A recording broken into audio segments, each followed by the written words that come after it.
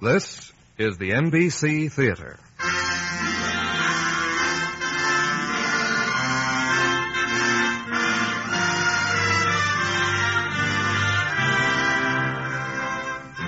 From the NBC Theater in Hollywood, an hour-length drama based on the F. Scott Fitzgerald short story, Babylon Revisited.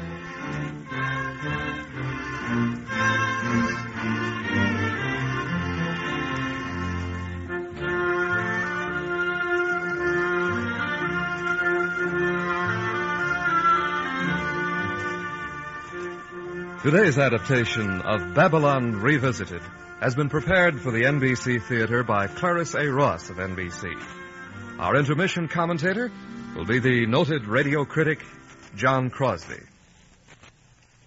The story we present today, Scott Fitzgerald's Babylon Revisited, is one of the finest of his short stories. It arises, in a very real sense, out of his own summing up of the period of years which was the most important in his own life. The story takes place in the early 1930s, but its motivation is in the lives led by its characters, and particularly by its protagonist, Charlie Wales, during the 1920s. The personal tragedy of Charlie Wales in 1931 is one possible arithmetical result to be obtained by adding up the years of the 1920s and dividing by the number of people present. One of the people very much present was Scott Fitzgerald. The decade of the 20s, the jazz age, as he called it, was his own. Some of his most perceptive and colorful writings are embodied in his essays on the jazz age, published recently under the title The Crack-Up. These thoughts of Fitzgerald's on the decade of the 20s form the significant background as well as the motivation for the story told in Babylon Revisited. Considering that a mirror is something of an abstraction when presented without the thing it is reflecting, we propose to introduce into our telling of the story those events and ideas which gave rise to it in the author's mind. Taking as our source material Fitzgerald's essays and notes in The Crack-Up, we allow Charlie Wales, as his story progresses, to remember, understand, and speculate on the reasons why things came to be thus and so. Herewith, Babylon Revisited, supplemented by Scott Fitzgerald's editorial notes on the jazz age. The next voice you hear will be that of Charlie Wales.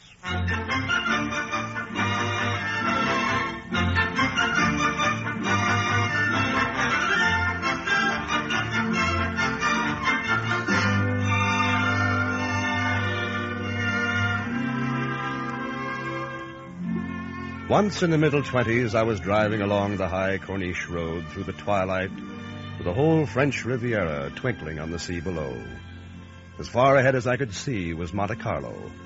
And though it was out of season and there were no Grand Dukes left to gamble, the very name was so incorrigibly enchanting that I could only stop the car and, like the Chinese, whisper, "Ah, me.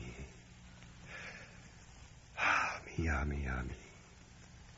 But it was not Monte Carlo I was looking at. It was back into the mind of the young man with cardboard soles who had walked the streets of New York.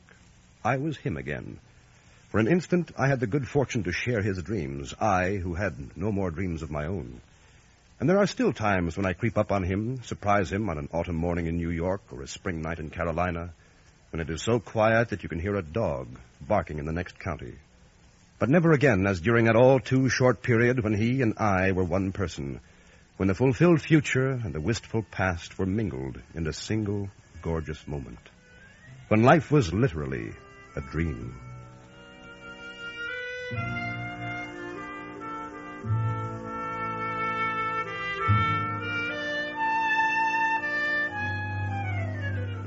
You know the Hotel Ritz in Paris? It stands on the Place Vendôme and seems to gather around it all the elegance of that stately neighborhood.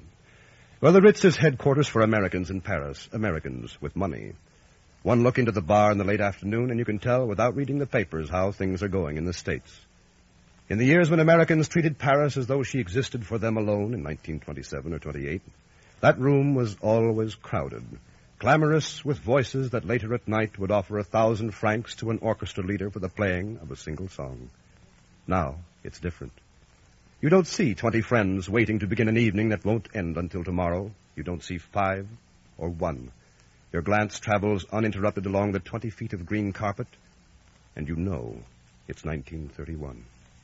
Monsieur wishes? Scotch and water. Certainly, monsieur. Yeah, there aren't many people around these days. Oh, business is bad. Very bad. It is so quiet here without any Americans. One is in danger of falling asleep. Shall I mix this scotch, monsieur? Yeah, that's fine, thanks. Yeah, you always had 2 bartenders in here. Ce n'est pas la peine, maintenant. Monsieur has been here before? Oh, come on, Alex. 2 years isn't that long. Pardon. It is foolish of me, but I do not seem to The last recall. time you saw me was the night of George Hart's bachelor dinner. George Hart? Yeah. Oh, it's Mr. Wales. How could one forget? Good to see you again, Mr. You too, Wales. Alex, you too, but you not remembering me, I used to feel as if I owned this bar. Well, it goes with everything else. 1,000 pardons, Mr. Wales. It was only that I've never seen you so... Well, go ahead and say it. So sober? Have you been away from Paris all this time? Yeah, I just got back today. I feel a little like a ghost. Oh, you will not find the city you knew. No, I don't want to. I don't mind being a stranger here now. Paris has gone back into France, hasn't it? Paris is still here. You look around at it, you will see. You know, Alex, we spoiled this city for ourselves, all of us in the old days. We never took what it really had to give. We just lived through one day after another, and it was all gone. Say, any of the old crowd still around? Very few. Mm-hmm. Fred Campbell? Gone to Switzerland. Oh. Mr. Campbell is a very sick man, Mr. Wales. Oh, I'm sorry to hear that. How about George Hart? Back in America, gone to work. And about time, too. What do you mean by that? Why, his last year in Paris, he ran up a bill of 30,000 francs here, and he finally gave us a bad check. Now, you know he was a fine man, Mr. Wells. He wasn't a... By 1927, a widespread neurosis began to be evident. I remember a fellow expatriate opening a letter from a mutual friend of ours, urging him to come home and be revitalized by the hardy, bracing qualities of the native soil. It was a strong letter, and it affected us both deeply until we noticed that it was headed from a nerve sanatorium in Pennsylvania. By this time, contemporaries of mine had begun to disappear into the dark maw of violence. A classmate killed his wife and himself on Long Island. Another tumbled accidentally from a skyscraper in Philadelphia. Another purposely from a skyscraper in New York. One was killed in a speakeasy in Chicago. Another was beaten to death in a speakeasy in New York and crawled home to the Princeton Club to die. And still another had his skull crushed by a maniac's axe in an insane asylum where he was confined. Now, these are not catastrophes that I went out of my way to look for. These were my friends. And moreover, these things happened not during a depression. I never would have thought you would do a thing like that. What has happened to people? Alex, we got waked up out of a dream, and daylight's hard on us. The whole race gone hedonistic, deciding on pleasure. I don't know what we expected. Well, so there's nobody here. Oh, Mr. Schaefer is here. Mr. Duncan Schaefer. Oh, is he? Well, look, Alex, if you see him, tell him I'm at the Bristol, will you? Certainly. Another drink, Mr. Wells? No more. I'm going slow these days. Oh, I'm glad to hear it. It was not good the way you were 2 years ago. Well, that's over. Who else is here? Let me think. Oh, yes, Mrs. Quarles. Lorraine? How does she look? The same. How do you find conditions in America, Mr. Wales? Well, I haven't been to America for months. I'm in Prague. I represent a couple of concerns there. No, things aren't bad at all. Well, I wish you good luck. Are you here for long? No, just for a few days. I came to see my little girl. I never knew you had a little girl. Oh, yes. She lives with my wife's sister and her husband. Well, how much do I owe you, Alex? She's waiting for me right now.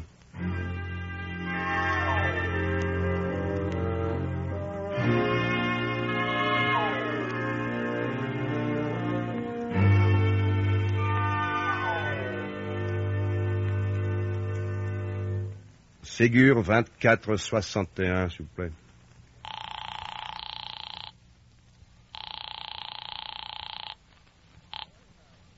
Hello? How are you, Marion? It's Charlie. Oh. Hello, Charlie. Hi, I'm in Paris. You got my letter? Yes? Well, how's Honoria? She's fine. Well, may I come right over? I suppose you may as well. It's 42 Rue Palatine, you know. Same old place. Right. I'll take a taxi and come right away. All right, Charlie. Bye. Well, He's here. He's on his way over. brave man, after the welcome you gave him. I was perfectly polite. What am I supposed to do? Greet him with open arms? Now, look, dear, I know how you feel. But it hasn't been easy for Charlie either. Lincoln, I cannot care about whether anything's easy for Charlie or not. I hate him. I always will. You always did. If you're going to take his part in There's this... no question of taking anybody's part. I just don't want you to upset yourself. After all, he's only here for a few days. You won't... Well, you know what he wants as well as I do. Well, it's only natural, isn't it? Honoria's his child. And my sister was his wife. If he thinks I'll let him take Honoria after the way he treated Helen... Well, he hasn't even asked yet. But he will. What else do you think he meant by that letter? He wants to discuss Honoria's future, he says. After I've had her for 2 years. Loved her as if she were my own. Well, what about me? I always think of myself as a man with 3 kids, not 2.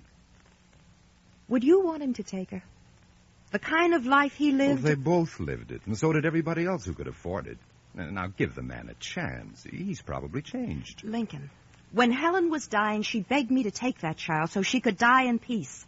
Charlie's not going to take her away now. All right, Marion, all right now. Calm down. She's legally mine, and I won't give her up. Nobody's going to make you give her up, but there's no point in spoiling the evening.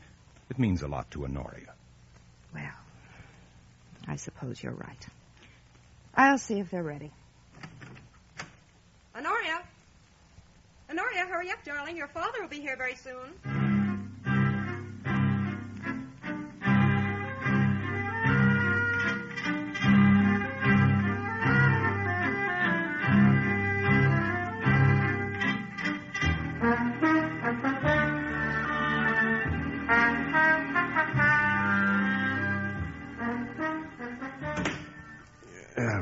Numéro 42, Rue Palatine. Oui, monsieur.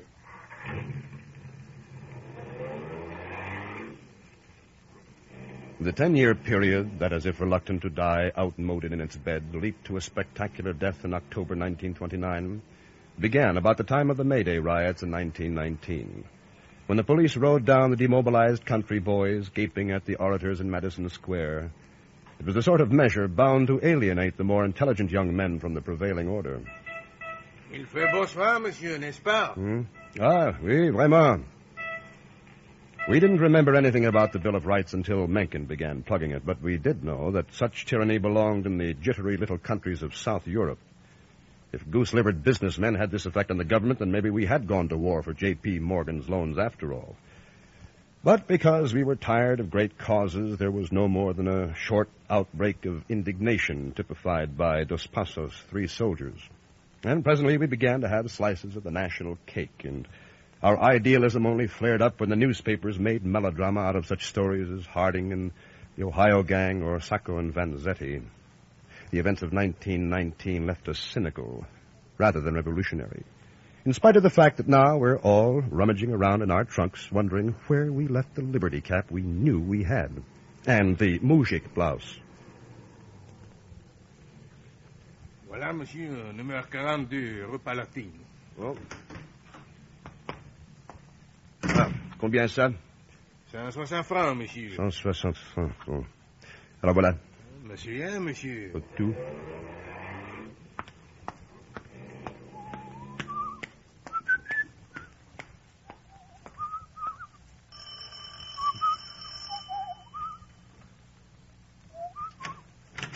Bonsoir, monsieur. Bonsoir. Je crois que Madame et Monsieur Peters... Daddy. Oh, Honoria. Daddy, it took so long. My baby girl, my old pie. Daddy. Oh, here, now, get down, baby, get down. Let me have a look at you. Oh, what's happened to my baby? You're so tall. Of course I'm tall. I'm a whole inch taller than Elsie. Honoria. Come on, you can't keep your father all to yourself. Well, hello, Link. Glad to see you. Well, Charlie, it's been a long time. Come on in. Marion and the kids are inside. Fine. Daddy, will you stay a long time? Well, You will, won't you? You'll stay forever, won't you? And you can come to school with me, and we'll go to the bar every Sunday. Here, don't talk so fast, Honoria. You always get the hiccups. Hello, Charlie. Well, hello, Marion. You're looking very well. Well, sit down, Charlie. Sit here, Daddy. All right. So I can sit next to you. Oh, say, I almost forgot. Here, look in this pocket, Pie. Oh, it's a doll. Oh, Daddy, she's beautiful. Thank you. Aunt Marion, look. She's very lovely, darling. May I get my doll, Bucky? May I? Sure. Go on, get it. Not now, Honoria. Dinner will be ready soon. Oh, sure. Will you wait until later, baby? Oh, Honoria, go in the other room and play now with Elsie and Richard so we can talk, huh? That's a girl. Tell us, Charlie, how are things in Prague? Oh, they're pretty good, Link. There's quite a bit of business that isn't moving, but we're doing better than ever. In fact, I'm bringing my sister over from America next month to keep house for me. Well, I'm glad to hear everything's going all right for you. As a matter of fact, my income last year was bigger than in 28 when I had money. You always seem to get rich. Don't you, Charlie? Well, I wouldn't call myself exactly... Those are fine children of yours, Marion. I can see they're well brought up. We think Honoria's a great little girl, too. Yes. What do you think of Honoria? Wonderful. She certainly has grown. All the children are looking well. We haven't had a doctor for over a year.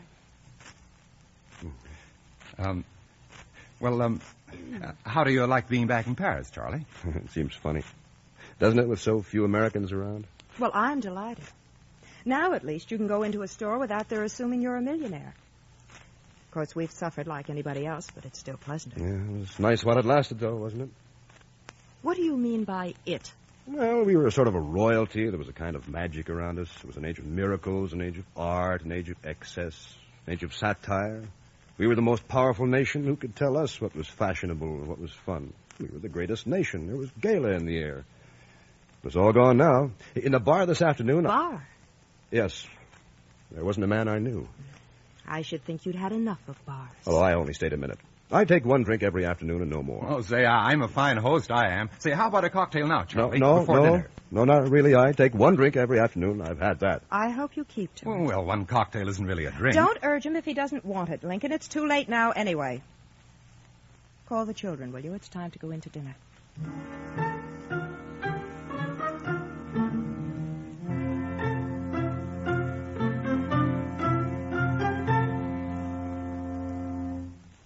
There were the speakeasies of New York, the moving from luxurious bars which advertised in the campus publications of Yale and Princeton, to the beer gardens where the snarling face of the underworld peered through the German good nature of the entertainment. Then on to strange and even more sinister localities where one was eyed by granite-faced boys. And there was nothing left of joviality but only a brutishness that corrupted the new day into which one presently went out.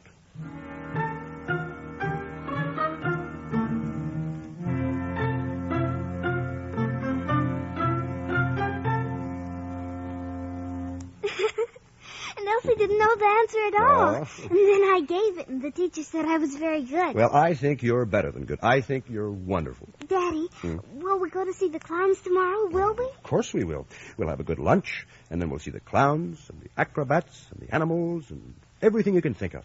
I saw a clown once, and you know what he did? What did he do? What did the clown do, honey? Honoria, have you said goodnight to your father? It's way past your bedtime. Daddy, don't go away. Stay here.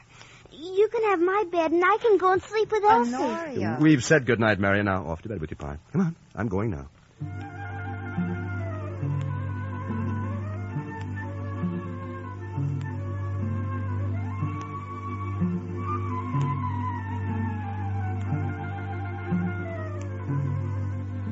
I strolled toward Montmartre, up the Rue Pigalle, into the Place Blanche.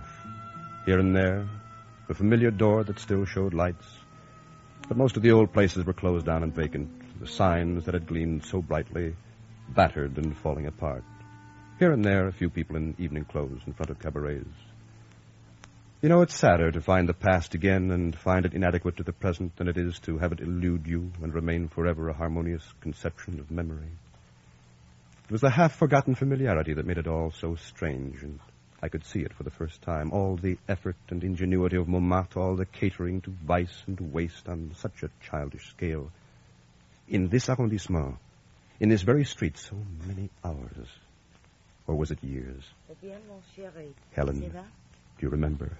Chérie, do not walk so quickly. There is no hurry. Huh? Oh. You look so lonely. One should not be lonely in Montmartre, especially at these hours. One should not be lonely anywhere, but one is. You may walk with me if you like. I will help you to be gay, to enjoy life. So many years.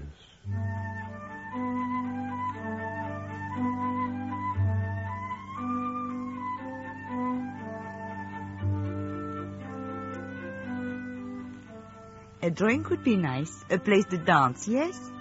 Here is Ellie's. The crowd will be just arriving. Empty. How much does Ellie pay you to bring people here? You'd have to catch a man pretty drunk to get him in there.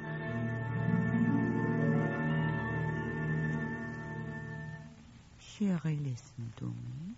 I live not far from here. Zelly's. Remember Zelly's?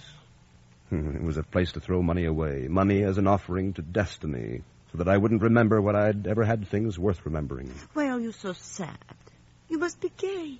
Live and enjoy yourself. Everything gone. Dead. Faded into thin air. Nothing made out of something. Money into nothing. Time into nothing. Lives into nothing. Oh, Helen, do you remember? Chérie, why do you call me Ellen? My name is Suzette. Oh, Suzette. You picked a bum date, I'm afraid. Run along now. Here's 20 francs. Go on home. Better luck next time.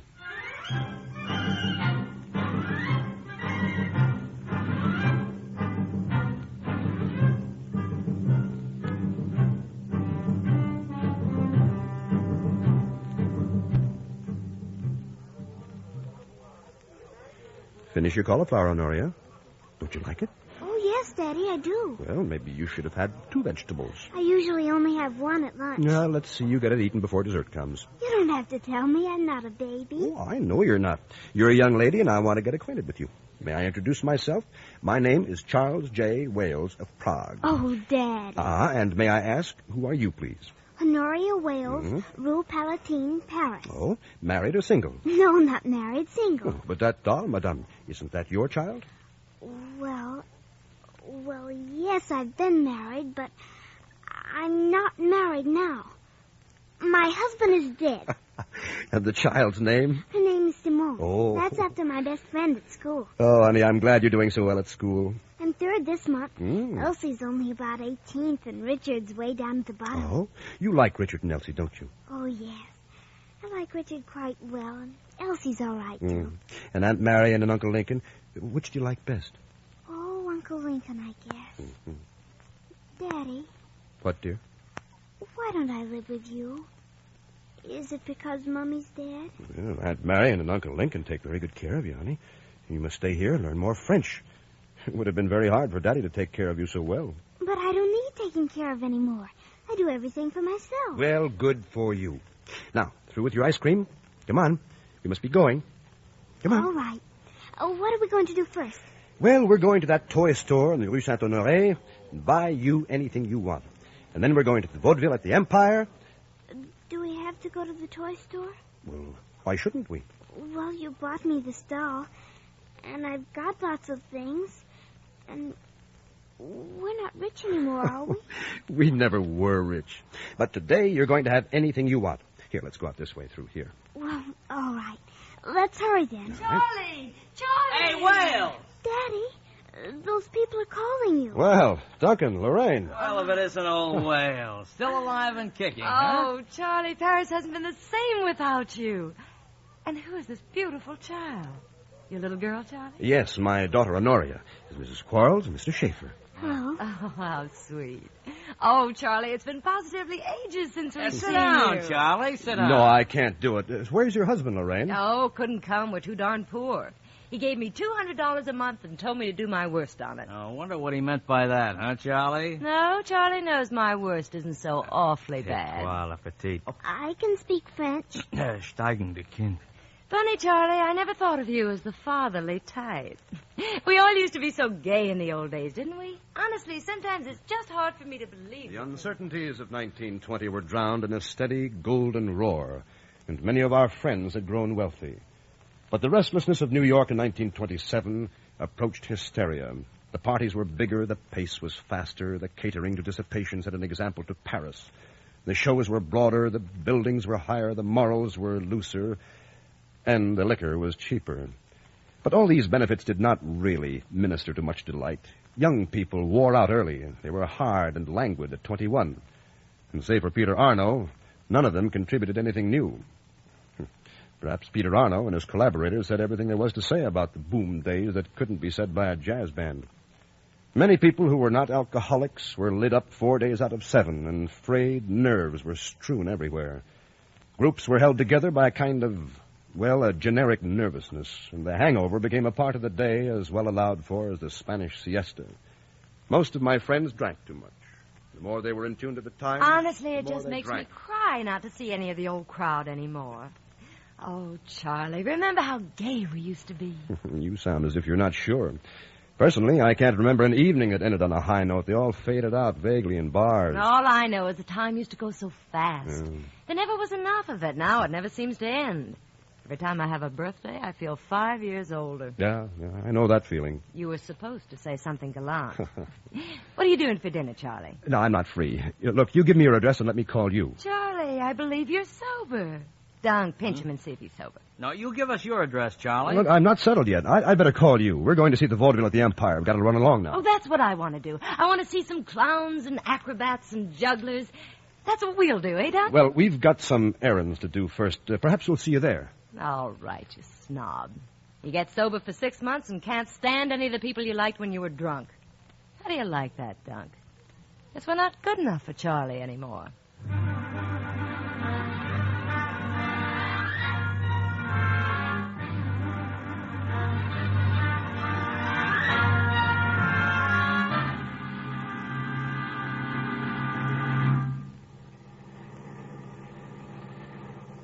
Well, Pie, did the clowns come up to standard? Oh, they were wonderful, Daddy. So was the lemonade. Well, I'm glad. Here, why don't you put your head on my chest? I'm not sleepy, but I'd like to anyway. There we are. Darling. What, Daddy? Do you ever think about your mother? Yes, sometimes. I don't want you to forget her ever. Have you got a picture of her? Yes, I think so. Anyhow, Aunt Marion has. Oh, why don't you want me to forget her? And she loved you very much. I loved her, too. Daddy. What, dear? Daddy, I want to come and live with you. Aren't you perfectly happy? Yes, but I love you better than anybody. And I love you, Pie.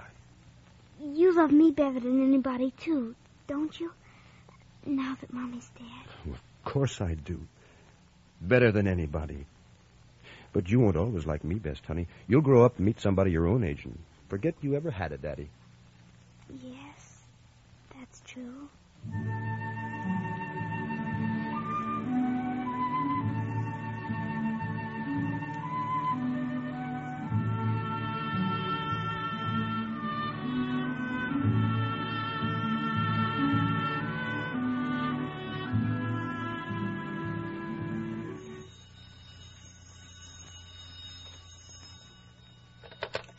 Hello? Charlie, darling, at last I found you in. Yeah, I'm just on my way out, Lorraine. How did you find the hotel? You gave to Alex at the Ritz Bar. Oh. Charlie, what's wrong? Have I done something to offend you? No? No, of course not. But you acted so strangely today. Oh, Charlie, I've thought about you so much, so often. It's been so long since we've been together. Well, it was nice we got to say hello. Charlie, what's the matter with you? Don't be like that. We used to have so much fun, don't you remember?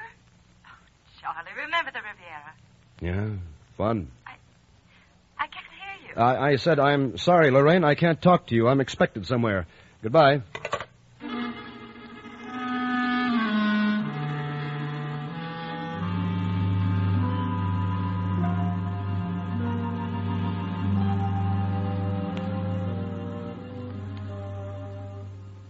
The Riviera. Yeah. You could get away with a lot on the summer Riviera, and whatever happened seemed to have something to do with art.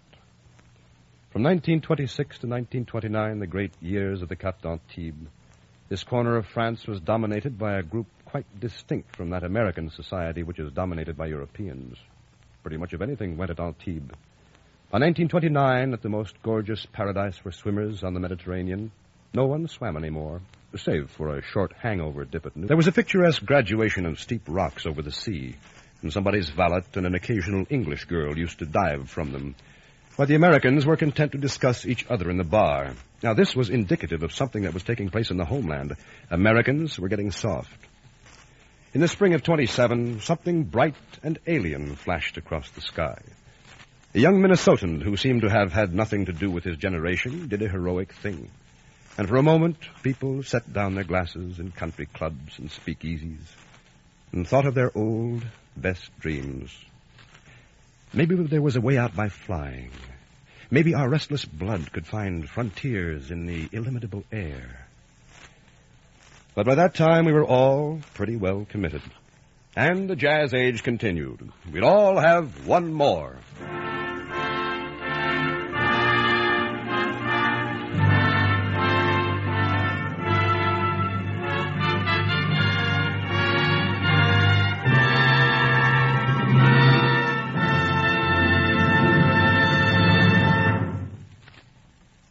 From Hollywood, the NBC Theater is bringing you a radio version of Babylon Revisited by F. Scott Fitzgerald.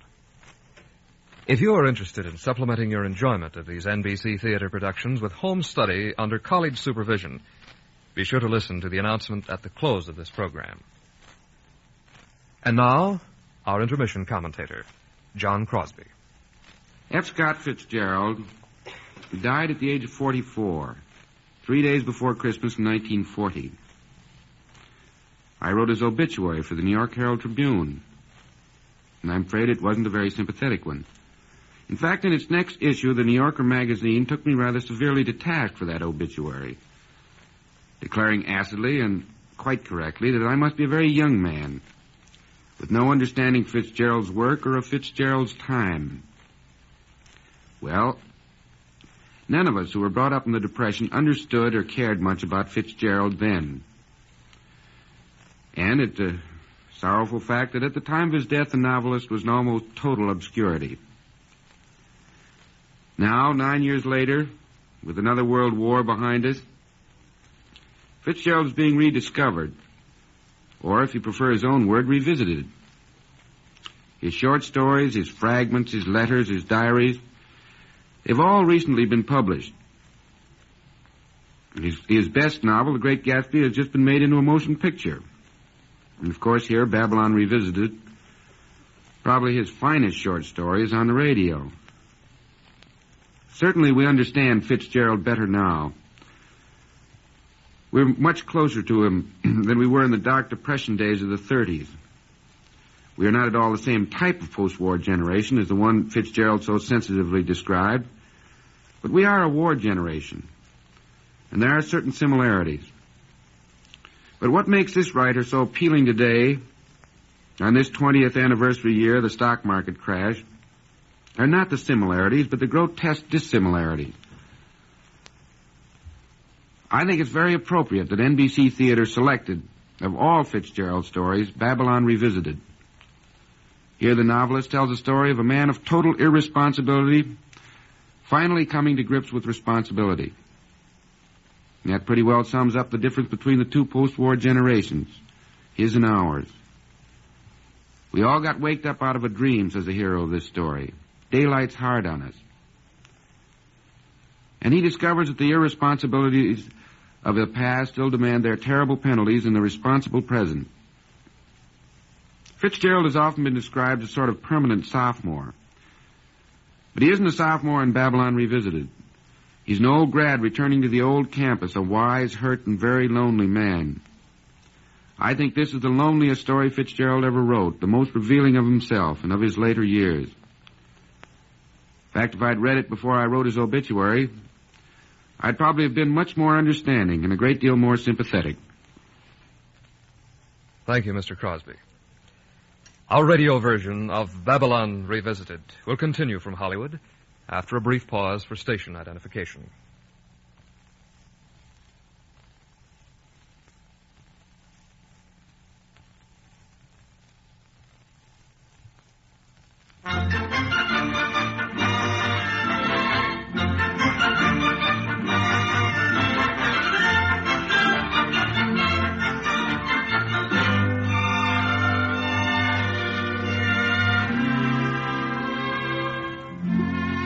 It all ended 2 years ago, because the utter confidence which was its essential prop received an enormous jolt, and it didn't take long for the flimsy structure to settle earthward. And after 2 years, the jazz age seems as far away as the days before the war. It was borrowed time, anyhow.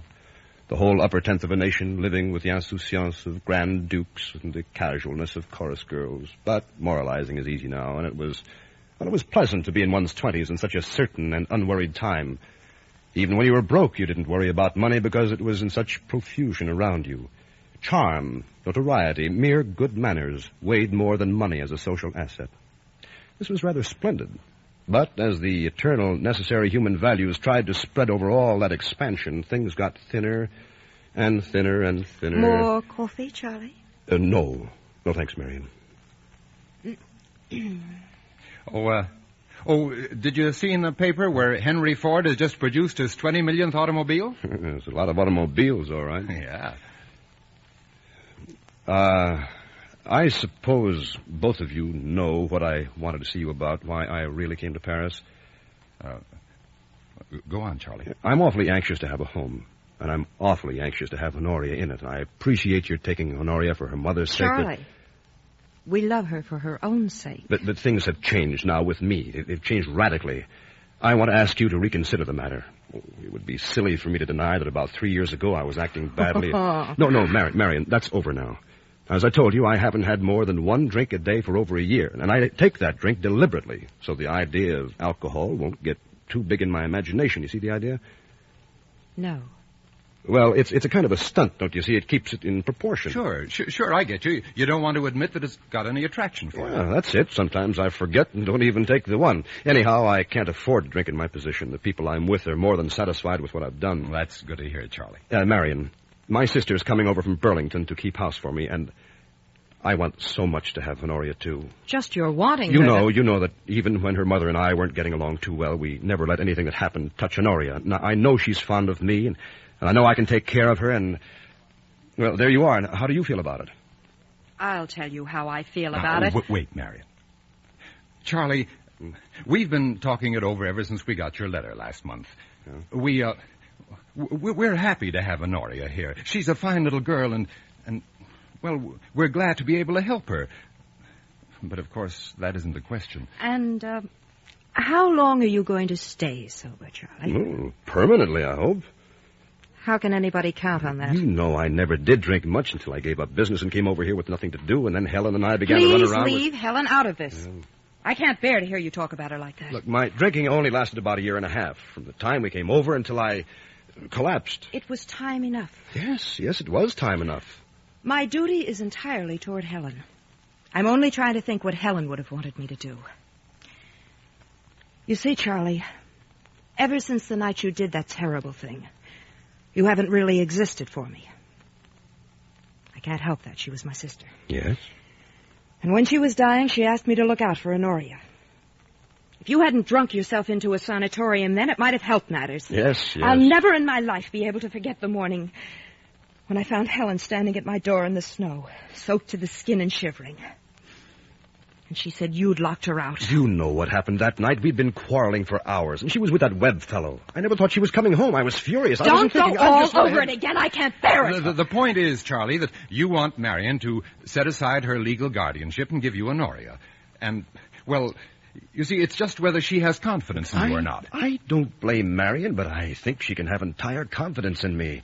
I had a good record up to 3 years ago. Of course, it's within human possibilities that I might go wrong any time, but if we wait much longer, I'll lose Honoria's childhood and my chance for a home.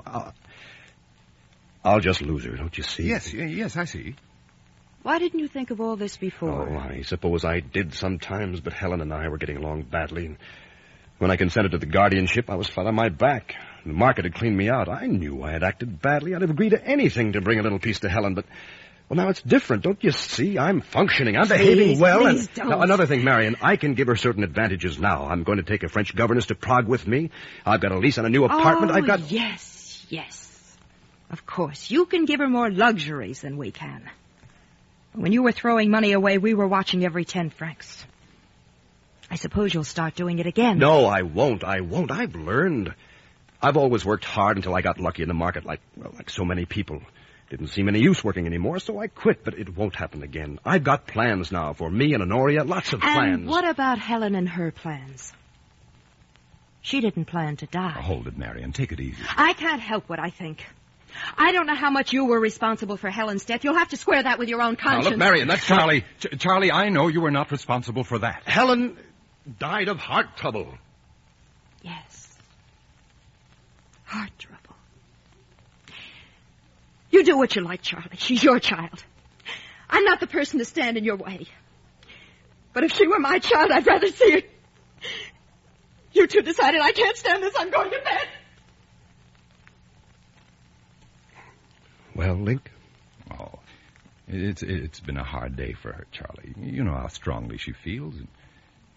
Well, what can you do with a woman when she gets an idea in her head? Yeah, of course. Now, it's going to be all right.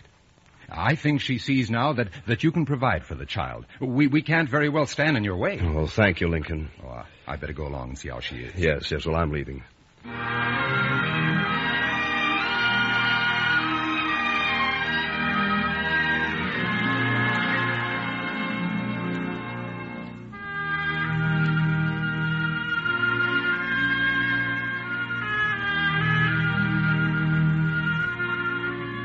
I couldn't sleep that night. I kept thinking of Helen, how much we loved each other, until we began senselessly abusing each other's love, tearing it into shreds. I thought about that February night, the long quarrel, and the horror afterwards. And towards morning, I felt as though Helen were very near me, talking to me. She said I was perfectly right about Honoria, that she wanted Honoria to be with me. She said she was glad I was being good and doing better. She said a lot of things, very friendly things, but she was in a swing, in a white dress, swinging faster and faster and faster all the time. At the end, I couldn't quite hear everything she said.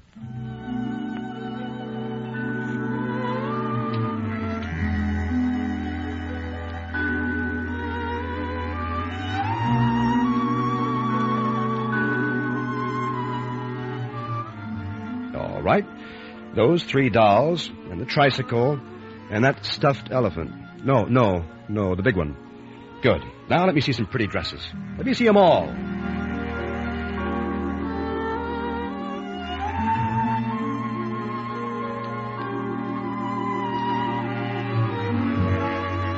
I believe you've spoken to every governess in the agency, Monsieur Wales. You have not found one to satisfy you?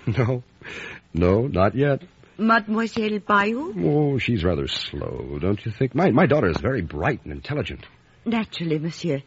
But Mademoiselle Armand, she has the highest recommendation. No, I'm sure she'd be cross with the child. Madame, will you try again?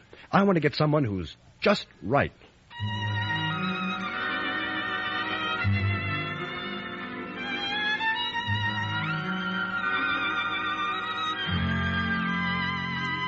And bring all pictures of Helen you can find. Want Honoria to see them. Love, Charlie. All right, how much is this to Burlington, Vermont, USA?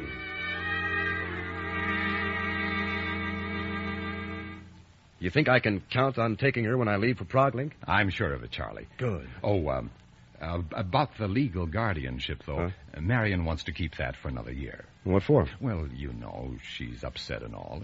It'll just make it easier for her. Oh, surely. Anything to make Marion feel better, as long as I've got Honoria. There's nothing like your own child. But you understand how Marion feels. She can't think of anything but that one night. She doesn't want to. Don't you know that? What do you mean by that? Well, she knows you've got your feet on the ground now, and And she knows it's only natural for you to want Honoria, but... Well, all that's logical. This other idea isn't. It's kind of hard to explain. She was sick and things weren't too good for us.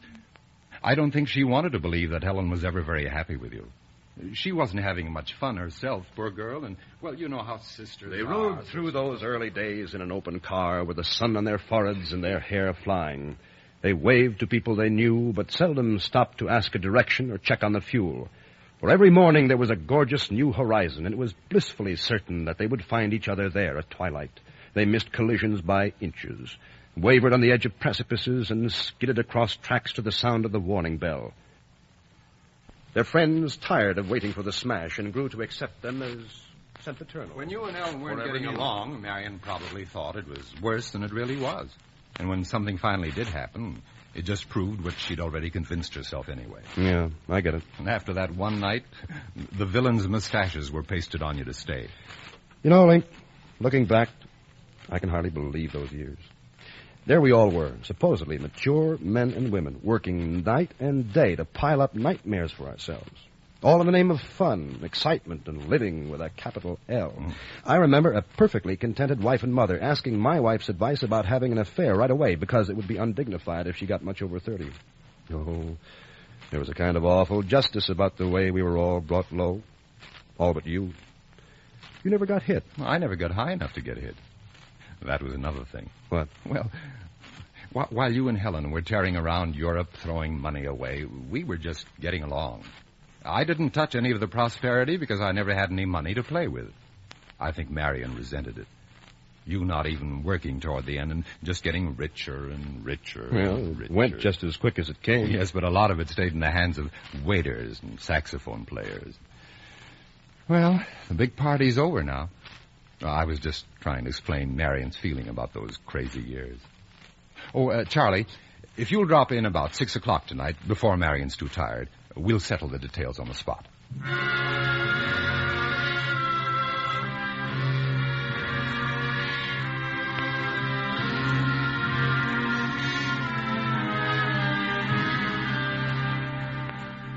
I remember an afternoon alone in our apartment, eating olive sandwiches and drinking a quart of Irish whiskey. Then out into the freshly bewitched city, through strange doors, into strange apartments, with intermittent swings along in taxis through the soft nights. At last we were one with the city, pulling it after us through every portal. And I remember riding in a taxi one afternoon between very tall buildings under a mauve and rosy sky. I began to bawl, because I had everything I wanted, and knew I would never be so happy again.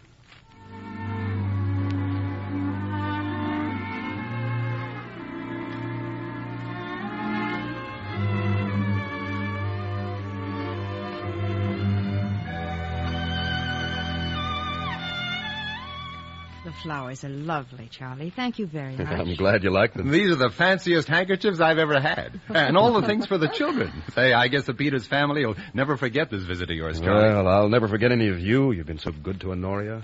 Thank you, Charlie. I just hope this is all going to be for the best. Oh, our children are going to miss Honoria. You'll have to bring her back to visit, Charlie. Oh, say, how about a drink? I'll take my daily whiskey, if you don't mind. Sure thing. I'll have to go out and get a fresh bottle. It won't take a minute. Marion. There's something I'd like to say. Yes, Charlie. Family quarrels are bitter things. They don't go according to any rules. They're not like aches or wounds. They're more like splits in the skin that won't heal. I wish you and I could be on better terms. Some things are kind of hard to forget. It's a question of confidence. Yeah, I know. But I'm sure I can prove myself to you this time. When do you intend to take her? Well, as soon as I can get a governess. I hope the day after tomorrow. Oh, that's impossible. Why? I've got to get her things in order. Not before Saturday. Oh, well, Saturday is just as good, I guess. Here's your drink, Charlie. I hope it's the way you like it. Yeah, looks fine, thanks. Oh, the parade of dolls and soldiers is in full swing out there. I doubt if we ever get those three into dinner. And Charlie, I was going to tell you, it's hard to get Honoria to drink milk, so if you'll just have your Well, who can that be, I wonder? faintest idea. I'm certainly not expecting anyone. Pretty unlikely hour if anybody'd be calling. Oh, well, it's probably a pneumatique or delivery. But why they'd come to the front door, I told you we'd find out. Oh, persistent, patience, that's There all. he is. There's Charlie. Surprise, Marion, Charlie. Lincoln, may I present Lorraine Quarles and Duncan Schaefer and Mr. and Mrs. Peters? Oh, pleasure, Enchante. Any Oh, friend so of Charles. pleased. Come on, Charlie, come on. What do you mean, come on? Oh, we came to take you out to dinner, boy. That's right, dinner. Yeah, we decided all this cagey business has got to stop. Yeah. Come on to dinner. No, I'm sorry, but I can't. Look, tell me where you'll be, and I'll phone you in half an hour. Oh, Charlie. Charlie, you know what I want to do. Remember the night you stole the butcher's tricycle and pedaled me all over Paris in it? I want to do that again. Oh, wait, you can't do that. It's impossible. Three All people right. on one tricycle. It's impossible. Now, come and dine, Charlie. Sure your cousins won't mind. We see you so seldom. Yeah, I see you so solemn. I can't. You two have dinner, and I'll phone you. All right. We'll go. But I remember once when you hammered on my door at 4 a.m., and I was enough of a good sport to give you a drink. Come on, Doc. Hey, what do you mean, come on? We can't go without old Charlie. I'm going. You coming with me? Well, sure. But, gee, I don't want to go without old Charlie. The door's over this way. I remember. Good night. Good night. What an outrage. What an absolute outrage. People I haven't seen for 2 years having a colossal... Oh! Marion, don't go. Please let me Let her explain. go, Charlie. Let her go. She's not well. She can't stand shocks. People like that make her physically sick. Well, I didn't tell them to come here. They wormed your address out of somebody that deliberately Whatever came in. it was, it doesn't help matters. Now look here. I think we'd better call off dinner for tonight. Marion's in bad shape. But do you believe me, Link? I haven't seen these people. I've steered clear I of them. believe you, Charlie. It doesn't make any difference to me, but Marion... Well, do you think she's angry with me? I don't know. Link, look, don't let this make any difference to Marion about Honoria. She's pretty bitter right now. I don't know. Well, I tell you, Charlie, you phone me at the bank tomorrow. We should explain to her. I never dreamed they'd come here. I'm just as sore as you are. I couldn't explain anything to her right now. Daddy. Yes, sweetheart, what is it? What's the matter? Daddy, what's the matter with Aunt Marion? Daddy, she came in and picked me up, and she held me so tight she hurt me, and I ran away. It's all right, Honoria. Now go back. Eat your supper. Daddy's going now. Night, darling.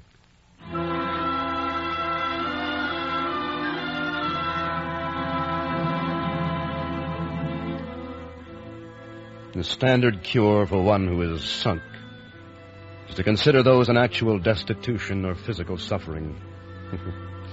This is an all-weather beatitude for gloom in general and fairly salutary daytime advice for everyone.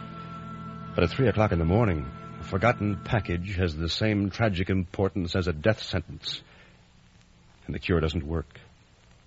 In a real, dark night of the soul, there's always 3 o'clock in the morning, day after day.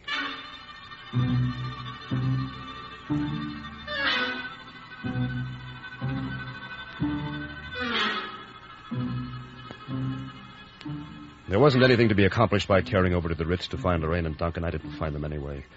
But through it all, it kept spinning in my head that I, Charlie Wales, had once spent the quiet hours of a Paris dawn pedaling around on a stolen tricycle. And it fitted in with things. It fitted with a lot of things. But how long had it taken me to get that far? How long would it take me to get away?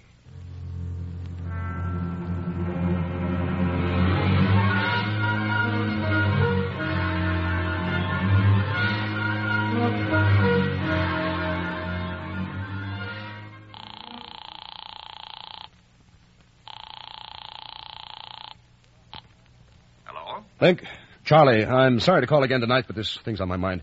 Has Marion said anything definite? Marion's sick. Listen, Charlie, I know this isn't altogether your fault, but I'm afraid... You're afraid what? Well, I can't have her going to pieces about it. We'll just have to let it slide for 6 months, that's all. I see. I'm sorry, Charlie. Sure. Good night.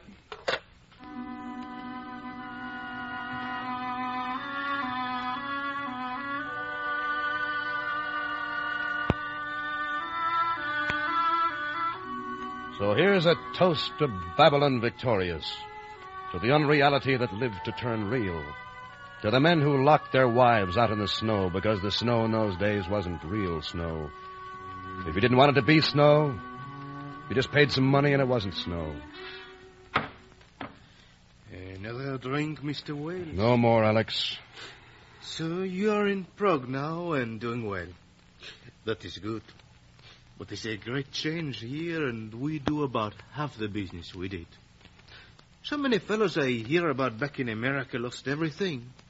If not in the first crash, then in the second. I heard that you lost a lot in the crash. Yeah, I did. But I lost everything I wanted in the boom. Oh, selling short, huh? Something like that. I would like to buy a drink to your success. No, thanks, Alex. No more. I'm going. Comme vous voulez. Good night, Mr. Wales. Come back soon. Don't worry, Alex. I'll be back.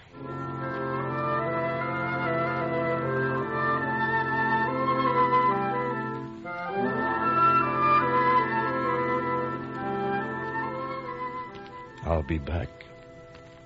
They can't make me pay forever. Helen, you can't want me to be so alone.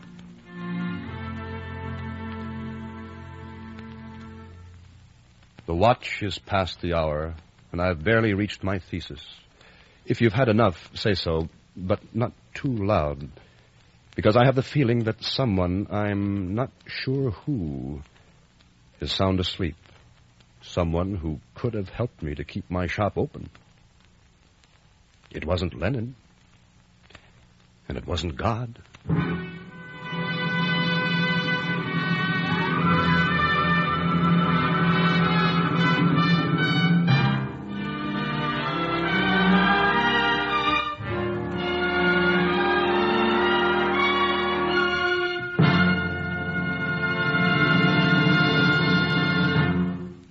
You have been listening to Babylon Revisited, an NBC Theater production of the short story by F. Scott Fitzgerald. If you wish to increase your knowledge and appreciation of literature, we suggest that you might enjoy the college-supervised courses now being offered in connection with the NBC Theater. For full information, write to NBC Theater in care of one of the following universities or colleges: the University of Louisville, Louisville, Kentucky; the University of Tulsa, Tulsa, Oklahoma; Kansas State Teachers College, Pittsburgh, Kansas; Washington State College, Pullman, Washington; the University of Arizona, Tucson, Arizona; Texas College of Arts and Industries, Kingsville, Texas; or Brooklyn College, Brooklyn, New York. You also have a chance to win a set of the famous Encyclopedia Britannica. Several of the universities and colleges offering these courses are giving the encyclopedia as prizes to the students doing the best work. Enroll in a supervised course, and you may be one of the fortunate ones to win the Encyclopedia Britannica. Next week, be with us again at the NBC Theater for a new and exciting adaptation of Ernest Hemingway's great novel, For Whom the Bell Tolls. And the following week for J.P. Marquand's Point of No Return.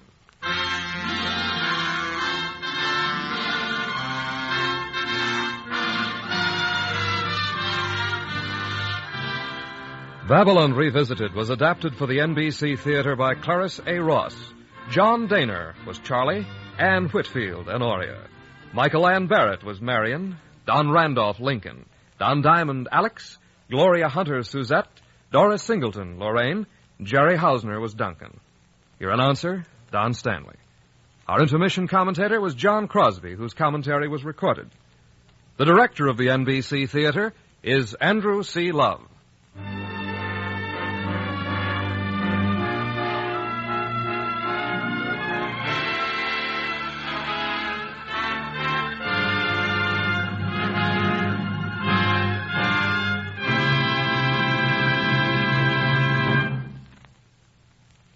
This program came to you from Hollywood. Theater Guild on the Air. It's today on NBC. Two great stars, Helen Hayes and David Niven, will appear in Noel Coward's Still Life today on Theater Guild on the Air. Be sure to hear Helen Hayes and David Niven in Noel Coward's Still Life today on Theater Guild on the Air on NBC. You're tuned for the stars on NBC.